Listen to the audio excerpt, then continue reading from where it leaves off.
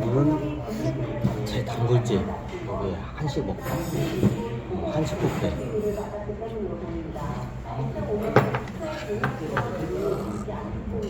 좋아 오래간만에 후식을 하고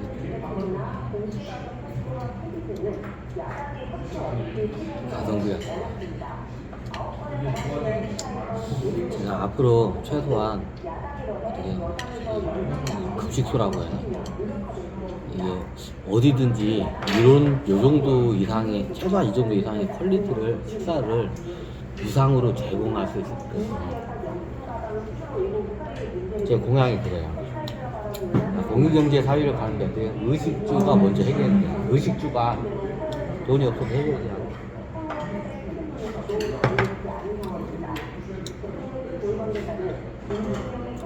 그것뿐만 인간은 의식주까지 할 수 없죠. 진짜 이런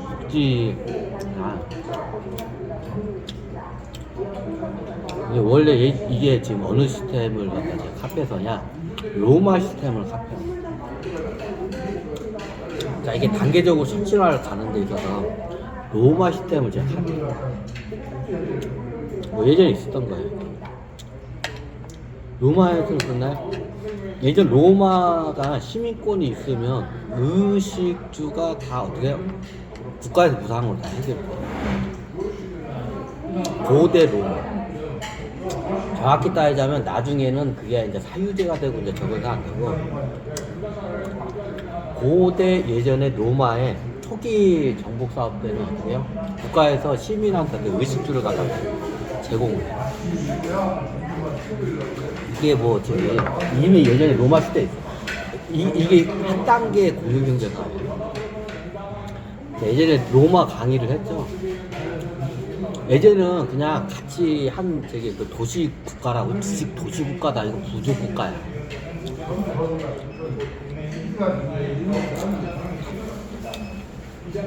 어? 부족 국가하고 도시 국가하고 뭔 차예요? 나이스한 거기서 거긴데 약간 부족 국가는 느낌이 어떤 느낌이냐? 같은 의미인데 부족 국가는 어떤 느낌이냐? 농업 사회 되게 약간 농업촌 같은 느낌이야. 도시 국가는 어떻게 돼요? 약간 상업 도시와 같은 느낌.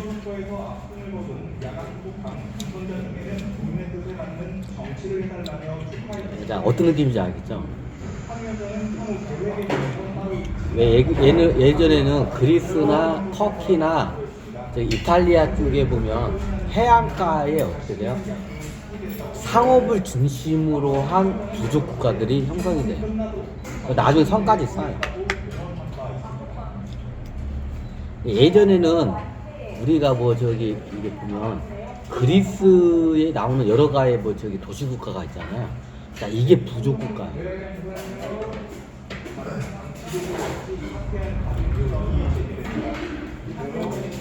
부족 국가에서 국가로 이제 저기 넘어가지 못해요.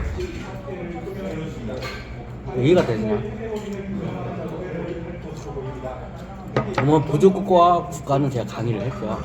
그럼 도시 국가는 뭐야? 똑같아요. 아직 국가로 도듬하지 못한 상태를 갖다 도시 국가라.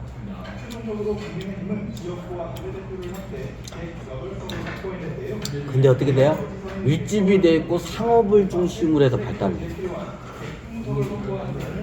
자, 부족 중에 보면 대부분이 부족 국가는 어떻게 농업이나 농업을 중심으로 부족 국가 발달해요. 뭐 어떻게 그냥 부족 사회에서 같이 그냥 농사에서 같이 먹고 살아. 그 당시에도 소유라는 개념이 별로 있는데 느낌이 나죠.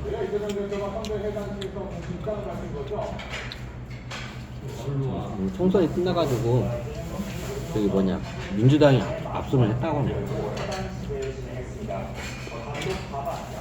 조국이 10몇 석을 갖다가 비례를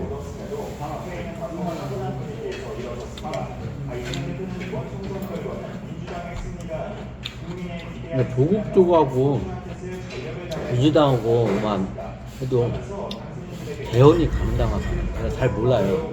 개헌이 뭐 어떻게 하는 건지. 한 200세 이상이 되면 개헌이 가능하다. 아, 도시국가로 다시 가자고? 아, 나이스한 질문. 따로 그러네. 이렇게 되면 이건 브이로그에다 올리면 안 되겠는데? 아트탭에다 올려야 되는데? 그죠? 자, 도시국가와 부족국가의 차이. 쉽게 말하면 부족국가는 똑같은 거야. 도시국가도 부족국가야. 그러니까 부족은 농업하기 때문에 퍼져 있어. 도시국가는 어떻게 밀집이 되는 거야. 네. 부족국가는 농업을 중심으로 발달했기 때문에 퍼져 있어. 도시국가는 어떻게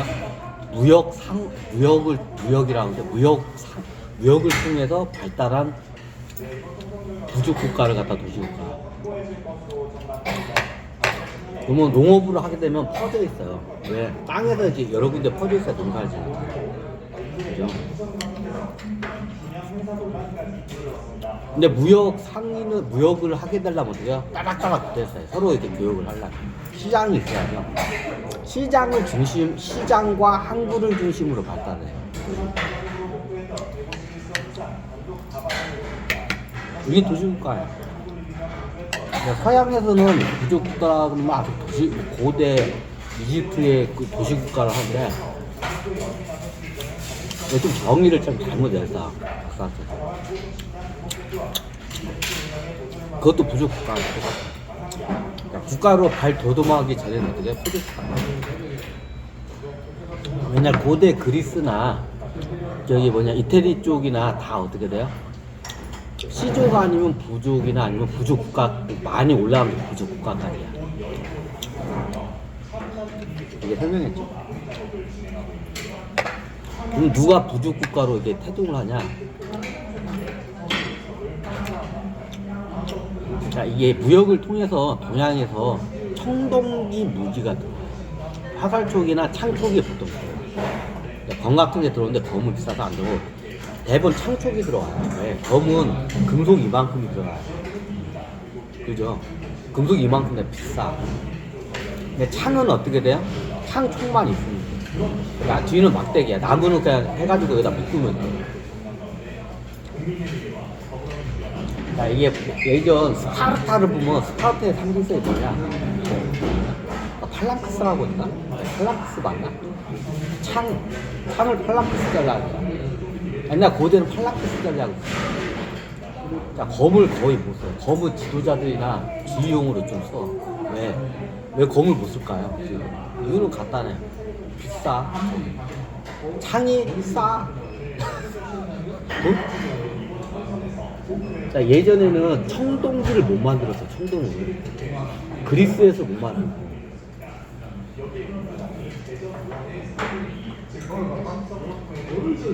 그럼 예전에 알렉산더 대왕인데 어떻게 돼요? 그때는 어떤 시대냐? 청동기 시대였어요. 청동으로 해서 어떻게 전국전쟁을 간 시대예요.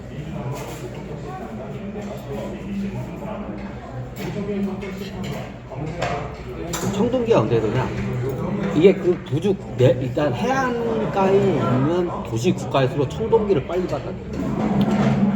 정확히 따지자면 청동 문명은 없어요. 청동기를 만들어낼 수는 없어요. 청동 무기를 못 만들어. 근데 어떻게 무역을 통해서 들어요. 어디로? 동양으로.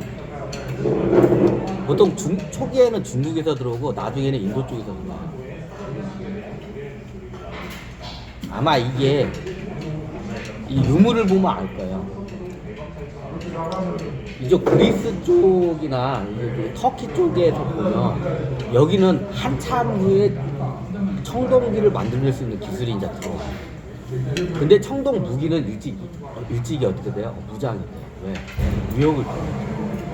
맨날 터키나 그리스 쪽에 고대 그 무기를 보면 처음에 중국에서 들어온 무기.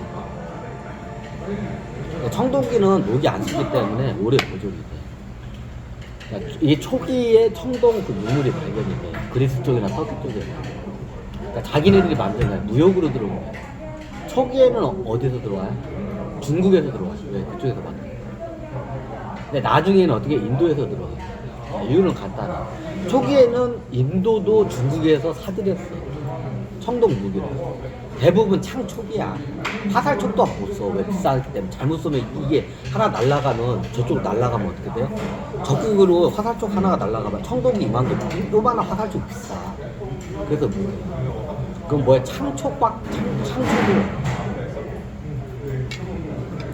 창촉이 보통 예전에 조그만해. 요만해. 길이가 요만해. 딱 사람 찔러서 이게 한번 이게 창은 기본 전술이 어떻게 되냐면 그냥 이랑초 했죠. 이렇게 하고 한번 이음은 찌르고 랑이 한번 이렇게 돌려요. 회전을 시켜요. 왜 회전을 시키냐? 창 초기 안에서 내장을 회전시켜야 죽일 수 있거든. 그래서 창술은 기본적으로 찔른다, 회전시킨다, 뺀다. 이게 3단계예요. 창술은 기본. 자, 어떻게 해요? 찔른다, 회전시킨다, 뺀다. 왜 회전시키냐? 창이 이렇게 생겼어요. 납작하게. 왜 납작하게 만들었냐? 자, 찔르려면 송곳처럼 뾰족한 게 좋아. 뾰족하면 잘 안 죽어요, 사람. 찔러가지고 빼고, 이게 송곳처럼 뾰족하면 어때? 사람이 안 죽어요. 어떻게 전쟁에서는 무기가 살상용이죠. 적을 죽이는 용도죠. 그럼 죽이려면 어떻게? 창이 어떻게 해요? 납작하죠. 이렇게 해가지고 이렇게 납작하죠. 왜 납작하냐? 찔른 다음에 안에서 내장 수비기 위해서 납작한 거야. 자, 찌르는 용도면 송곳처럼 생긴 게 좋아. 근데 송곳처럼 딱 찌르고 빼면 어떻게 돼? 안 죽어잖아. 그죠? 그럼 적을 죽이려면 어떻게 돼요? 안에서 내장을 수비해야 돼. 그래야 살상력이 높아져요. 그래서 창이 어떻게 돼요? 초기에는 창이 부족했어요. 예전에 중국에서 만든 거예요. 근데 창으로 찌르니까 잘 안 죽어. 그러니까 어떻게 돼요? 창을 갖다가 납작하게 이렇게 숟가락처럼 초기에는 창이 중국에도 이렇게 나왔어. 젓가락처럼 뾰족한 송곳이었어. 근데 어떻게 옆으로 납작하게 이게 발달. 그러니까 창이 다 납작하죠. 자, 송곳처럼 뾰족한 창 안 쓰죠. 왜 안 써요? 살상력 있죠. 왜 납작을 쓰느냐? 내장을 갖다가 수비기 위해서. 자, 이게 창을 딱 찌르고 송곳처럼 수벼봤자 이거야. 안 후벼져. 빼, 그럼 안 죽어. 창이 어떻게 앞에가 이게 납작해져. 그러면 어떻게 이 납작해가지고 탁 찌르고 이게 들어가. 자, 왜 납작하게 하냐? 갈비뼈를 갖다 주는 거야. 복부에 찔리면 잘 안 죽어. 제일 죽는 게 어떠냐? 갈비뼈 틈 사이를 갖다가 창이 찌르고 들어가서 폐 안에 갈비뼈 안에 있는 내장을 갖다가 수벼야 살상력이 돼. 그래서 납작한 거야. 이해가 되죠? 보통 이게 복부를 찌르면 잘 안 죽어요. 이게 추려도. 복부를 이렇게 창을 딱 찌르잖아요. 창은 기본 저기 뭐냐 이게 병술이 어떻게 되냐? 찌른다, 수빈다, 뺀다. 찌른다, 수빈다, 뺀다. 이게 3단계예요. 왜 후비냐? 안에 내장을 갖다가 어떻게 후벼가지고 후벼야 죽일 수 있어요. 그래서 창이 납작해진 거야. 초기에는 창이 송곳처럼 뾰족했어. 그러니까 안 죽어. 적들이. 자, 왜 이러냐? 아마 그리스하고 터키 쪽에 보면 초기에 창이 여기 송곳처럼 뾰족해. 초기에 저기 들어온 창들이. 자, 왜 그냥 중국에서 그 당시에 초기에 청동기한테 송곳처럼 창을 만들었어. 그게 잘 들어가니까.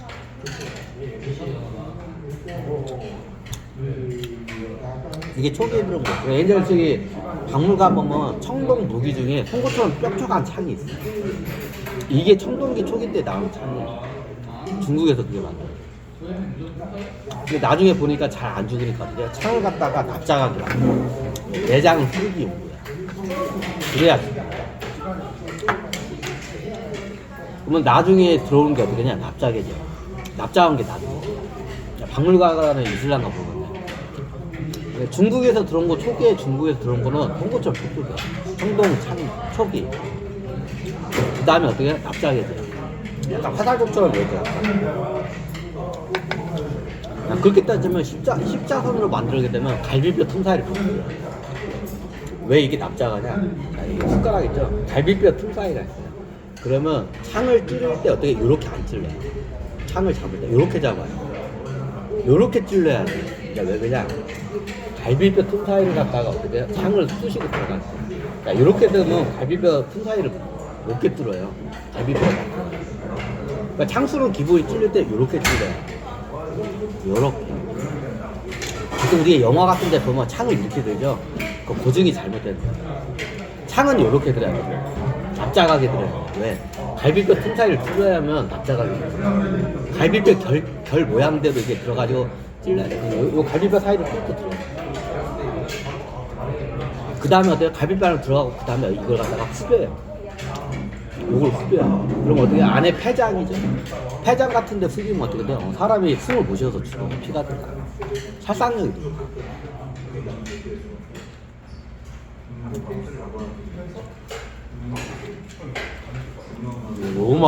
로마의 시민사회 얘기하다가 그게 왜 그러냐면 정복 사업 때문에 시민 특권권이가 생기고 예전에 강의했죠. 시민이라는 계층이 로마에서 어떻게 생겼는지. 그러면 그 시민이라는 게 어떻게 되느냐? 정복 사업을 하면서 시민이라는 계급이 생기는 거예요.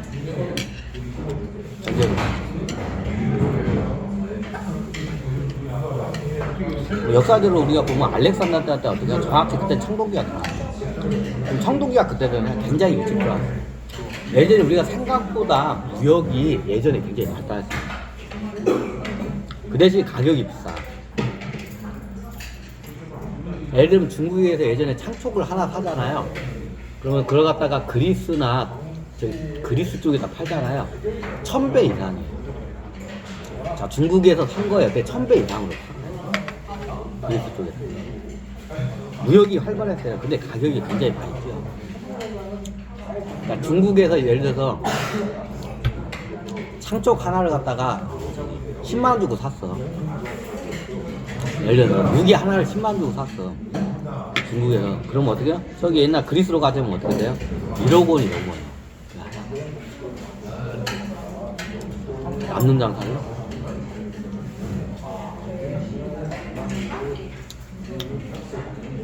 천동기 이전부터 무역이 생각보다 우리가 생각보다 많이 발달했어요. 그때는 국가라는 개념이 없기 때문에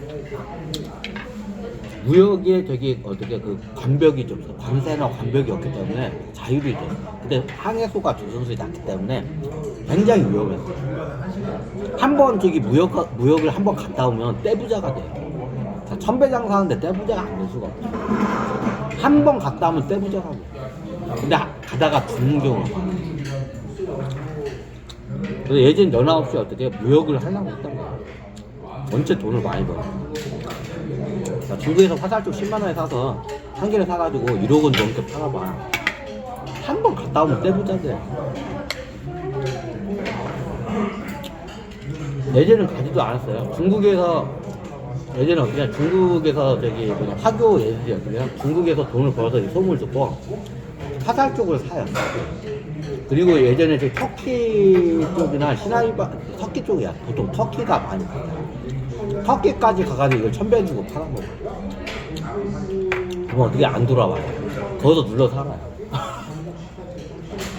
왜? 오다가 그걸 금으로 이제 바꾸면 어떻게 해요? 오다가 돈으로 바꾸면 오다가 해적한테 만나가지고 이렇게 되기 때문에 거기서 그냥 눌러 살아요, 예전에. 뭐, 갔다 오면 부자가 아니라 한 번 가면 돼. 거기가 뭐 거부가 돼. 목숨을 걸고 어떻게 무역을 해요. 한 번 가면 어떻게 떼부자가 돼. 그때는 예전에 어떻게 정복전쟁이 일어나면 어떻게 하면 무기가 최고 어떻게 돈이 돼. 그 당시에 중국에서 뭐가 많이 넘어가냐. 청동기가 먼저 발발하면서 청동촉이 먼저 가요. 창촉이. 화살촉은 이게 너무 화살촉으로 화살촉은 일회용이 진짜 잘못하고 그렇게 너무 비싸. 근데 창은 거의 반영구적이에요. 그러니까 요만해. 조그만해서 크지도 않고 요만해. 요거 한 10개만 가져가도 거기서 어떻게 돼요? 떼부자가 돼요. 요거 가지고 거기서 한 10개만 팔아도 어떻게 해요? 떼부자가 돼요. 그러니까 목숨을 걸고 어떻게 해요? 무역을 안 해요.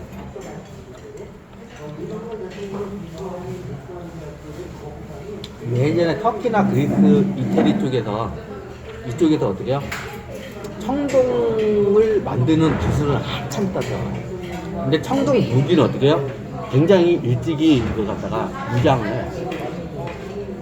예, 중국으로부터 청동 무기가 어떻게 들어오니까. 아, 그걸 무장을 해. 그러면서, 야, 스파르타가 유명하죠. 왜 스파르타가 싸움을 잘하니까 지배기층은 이만한데 목록가 이만하죠. 자, 왜 그게 다르냐? 스파르타가 먼저 청동 무기를 먼저 사가지고 주변에 있는 부족들을 갖다 다 어때요? 복속을 시켰어요. 얘네들이 싸움도 잘하긴 하네. 잘하기도 하지만 청동 무기를 그 주변에 있는 다른 부족 애들보다 어떻게 먼저 무장을 해요. 그래 어떻게 해요? 청동 무기를 해서 딱 제패를 해버려요. 그래야 스파르타가 어떻게 해요? 스파르타 사람들이 어떻게 돼요? 전체가 귀족 계급을 된 거예요. 먼저 청동기 문화를 받아들여요. 다른 애들은 뭐냐? 다른 애들 석기였어요. 다른 애들 석기 무기나 석기 농기구를 썼어요. 근데 스파르타 애들 무역상 애들한테 중국에서 무역상 애들 와. 화살촉을 사가지고 어떻게 비싼 가게 사가지고 어떻게 그걸 무장을 하고 주변에 있는 부족을 갖다가 복속을 시켜서 어떻게 해요? 그 복속된 애들이 나중에 농노가 된 거예요. 그래서 스파르타 애들은 어떻게 해요? 쉽게 말해 시민 특급 계급이 된 거예요. 이게 대표적이에요. 그 당시에 그리스 쪽에서 일찍이 받아들인 게 스파르타가 저쪽 동양 쪽으로 제일 가까워요. 그죠? 그래서 이쪽으로 무역항이 먼저 들어갔고. 이게 나중에 이게 스파르타 애들이 막, 오, 씨발, 쟤네들 싸움 잘한다 보니까, 의견을 보니까, 청동 무기를 산 거야. 그러니까 그때부터 어떻게 해요? 다른 이제 부족 애들도, 아, 우리도 스파르타가, 저런 우리도 청동 무기를 빨리 무장했다. 그래, 비싼 가격에 어때? 무역상한테 어떻게 해요? 당시에 중국제예요. 우리나라 하여튼 중국제 청동 무기로 무장을 해요. 그 당시에는 화살이 뾰족했어요. 초기에. 화살이 뾰족했어요. 송곳처럼 뾰족해요. 고대 그리스의 창을 보면 뾰족해요. 밖에 중국에서는 그 당시에 스파르타가 오고 고대 도시국가들이 쓰던 게 어떻게 다 이런 쪽에 송곳처럼 뾰족한 거예요. 초기에 청동 무기가 중국으로부터 무역으로 들어와요. 그러면 요만해. 길이가 요만한데 어떻게 해요? 송곳처럼 보여요. 이걸 갖다 어떻게 막대기에다가 묶어가지고 구조하면 창이야. 찌르고 있어요. 뭐 딱 요것만 가져와. 검은 나중에 들어와요. 원체 비싸. 화살 쪽은 금속이 요만큼밖에 안 비싸. 검은 이따만 이게 다 지금 금속으로 들어가야 돼. 그러면 돈이 비싸. 예전에 이게 쉽게 말하면 청동도 비싸. 검 한 자루, 큰 거 한 자루 만들 거면 화살촉 100개를 만들어요. 이게 송곳 같은 창촉을 한 100개를 만들 거예요. 가격이 비교가 안 돼요. 근데 어떻게 전쟁에서는 칼보다 어떻게 해요? 창촉이 더 효율적이에요. 이거 뭐다가 여기까지 고대 군수라.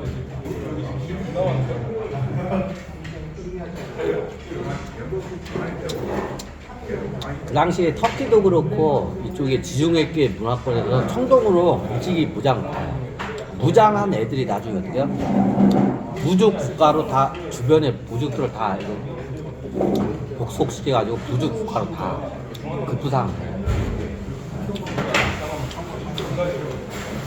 근데 부족까지는 급부상, 국가까지는 급부상. 제도와 같은 게 정비가 돼야 돼. 그래 국가라는 게 인정이 돼.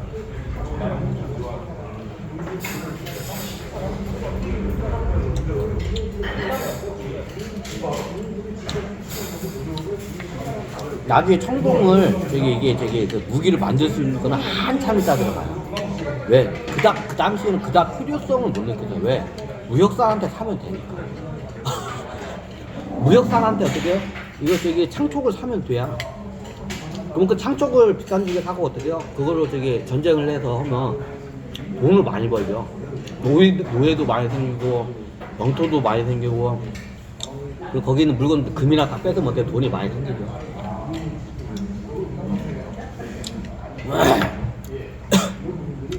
저기 뭐냐, 그리스 반도 쪽에서는 스파르타가 그걸 먼저 받아들여요. 그러니까 먼저 정복 사업을 해요. 그래서 부족 국가로 발돋움해요. 야, 이걸 갖다 도시 국가라 그래요. 도시 국가로, 그래서 어떻게 스파르타가 먼저 발돋움해요. 이제 그걸 보고 다른 애들이 어떻게 해요? 우리도 저렇게 빨리 무장해야겠다. 그러니까 빨리 무장한 애들이 어떻게 유행처럼 됐었죠. 나중에 청동 이 화살 쪽이 어떻게 해요? 이제 유행처럼 본전은 어떻게 이게 굉장히 가격이 많죠.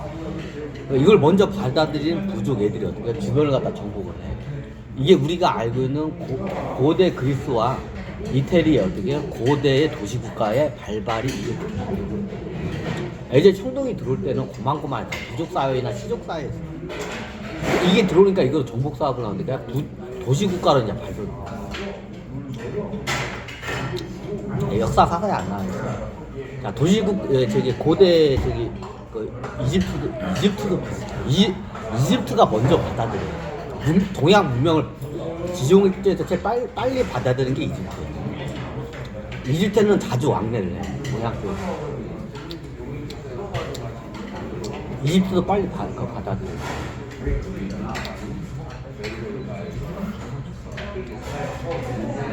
그 도시 저기 우리가 알고 있는 고대 그리스나 이태리의 도시 국가들이 왜 발달하냐? 보통 해안가에 있는 항구가 있는 데로 오면 무역이 많이 돼. 그럼 그쪽으로 청동 무기가 다 들어와. 그럼 거기 사람들이 청동 무기를 먼저 무장해. 그럼 어떻게 해요? 항구에 있는 그 시장이 항구가 있고, 예전에 항구가 어디냐? 모래사장이 항구야. 왜? 배가 이게 나무 배가 안으로 쑥 들어가야 돼. 그럼 어떻게 돼? 이게 바위가 있는 데가 다 박살나겠죠. 예전에 항구가 모래사장이 있는 데가 항구예요.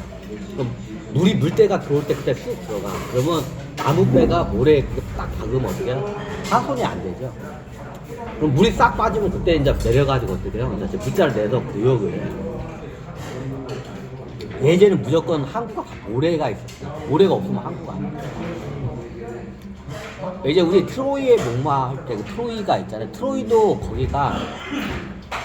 거기도 어떻게 이태리 쪽에 있는 트로이 거기도 어떻게 돼? 모래사장이에요. 이태리 뭐 어디에 있어? 겁나게 넓은 모래사장 많이 해.